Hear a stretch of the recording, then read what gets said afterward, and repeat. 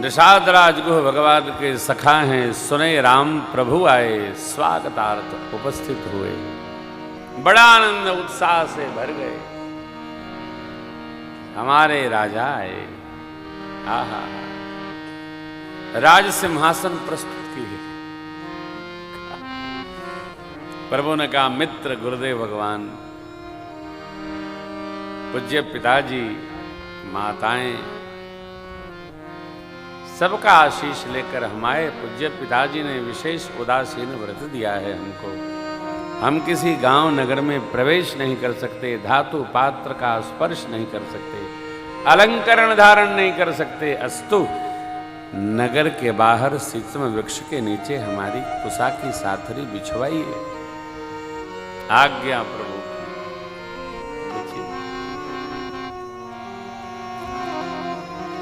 भगवान ने कुछ पाया, फलाहार किया, संध्या की अवस्था आई तो संध्या वंदन भया।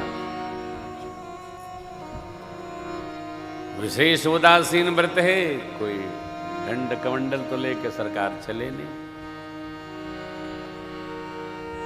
उदासीन व्रत उदासीन होता है, उसमें बहुत व्यवस्था की आवश्यकता नहीं है। जो है साधक उसी में अपने को सिद्ध मानता है, बहुत है। भोजन भी भिक्षा से प्राप्त होता है, जो मिल जाए, यथा लब्ध उपचार, आनंद आनंद।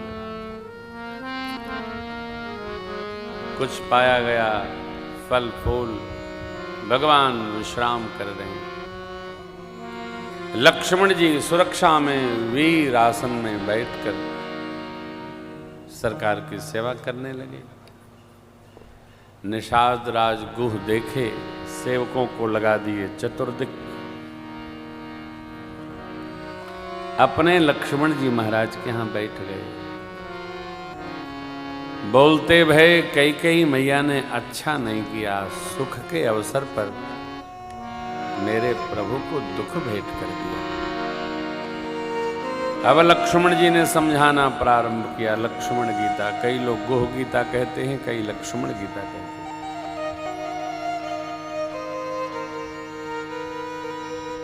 क्या कहा लक्ष्मण भैया ने? काहुन को सुख दुख करना, निज कृत कर्म भोग, जोग वियोग भोग फल, हित अनहित मध्यम,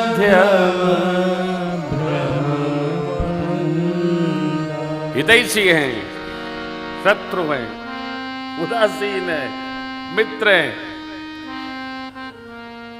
इनके कारण मेरे को दुख हुआ, इन्होंने मुझे बहुत सताया। अरे नहीं, लक्ष्मण जी महाराज कहते, कोई किसी को न सुखी कर सकता है, न कोई किसी को दुखी कर सकता है। अपने अपने कर्मों का फल सबको प्राप्त होता है। यहां थोड़ा कठोर है।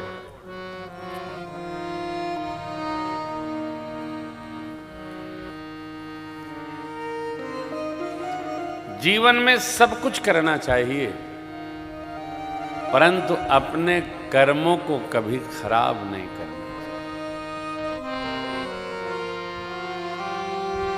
क्यों? देवगुरु बृहस्पति कहते हैं, कर्म प्रधान विश्व करिरा, जो जस सो तस,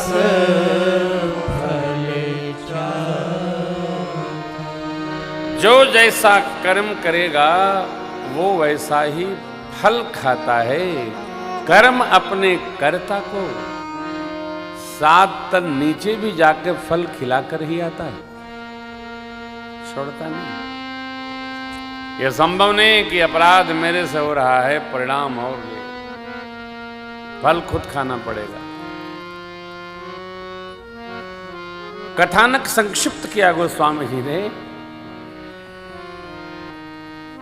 निषाद राज आप सखा हैं, भगवान सुख दुख से परे हैं। अरे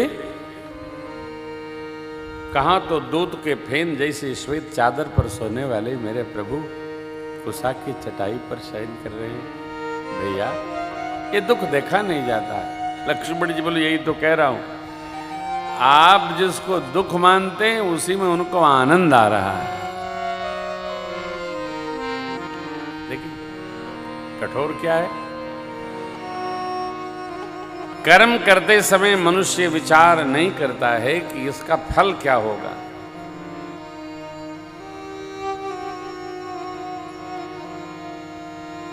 जब फल सन्मुख आता है तो उसको कर्म की याद आती है।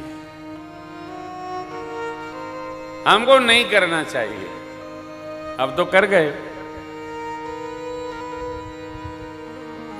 तो फल खाना होगा। नारद जी से बरेखी किया प्रभु ने। नारद जी का शाप है, बंच हुमऊ ही जब निधरि देहा सो तन धर शाप मम कपि आकृत तुम कीनी हमारी करी है की मम अपकार कीन तुम भारी तुम हो तो करना पड़ेगा ना। किसी ने धोखा दिया, किसी ने दगा दिया, किसी ने खेल किया। ये जो दीवाल है ना ये जड़ है, ये चेतन की आवाज नहीं सुनती है, ये देखकर व्यवहार करती है। श्री महाराज जी कह रहे थे, एक एक बात बड़ी अद्भुत है साहब। कह रहे थे कि देखो संस्कार ऊपर से नहीं उतरता है, संस्कार परिवार के श्रेष्ठ में जो होता है वही बच्चों में अवतरित होता है।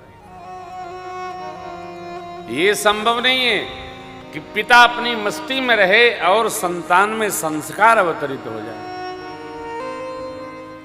संस्कार उतारने के लिए माता पिता को प्रतिदिन तप में जीवन जीना चाहिए। भोग में जीवन जीने से संस्कार नहीं आएगा। उसके लिए समझना होगा, जीवन समझना होगा, जीना होगा।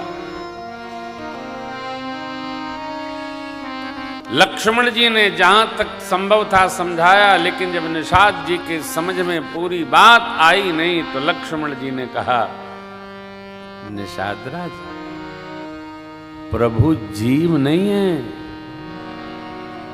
ये साक्षात परमात्मा है। सामान्य जीव क्या जाने क्या परमात्मा है क्या भगवान है।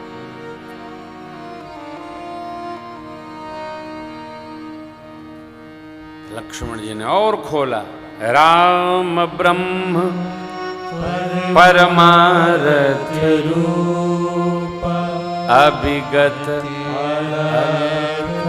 अनादि। राम जी सर्वव्यापी आदि अंशहीन है। अलग राम जी को सहज नेत्रों से देखा नहीं जा सकता है, लेकिन हम तो देख रहे हैं। बोले आप जो देख रहे हो ये देखना नहीं, ये तो इनका लीला स्वरूप आप देख रहे हो। अच्छा इससे अलग भी है। हाँ तो ये स्वरूप क्यों लिए? बोले भगत भूमि भू सुर सुर भी सुरहित लागी कृपा करत चरित धरि मनोज सुनत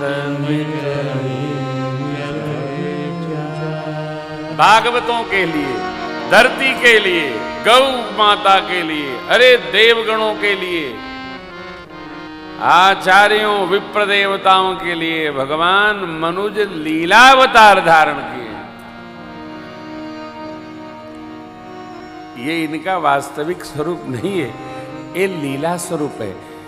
यह समझना अति अनिवार्य है कि राम जी का जो स्वरूप है वो वास्तविक है क्या। ये राम स्वरूप भगवान का लीला अवतार स्वरूप है। वास्तविक स्वरूप तो भगवान ने जन्म के समय प्रत्यक्ष होकर दर्शाया था। क्या? रोम रोम प्रति भगवान मां को दिखाया था। अगणित रविशत से वो चतुरानन बहुगिर सरित सिंधु मही काल काल कर्म गुण ज्ञान स्वभाव सौ देखा जो सुनान काऊ। ये भगवान का वास्तविक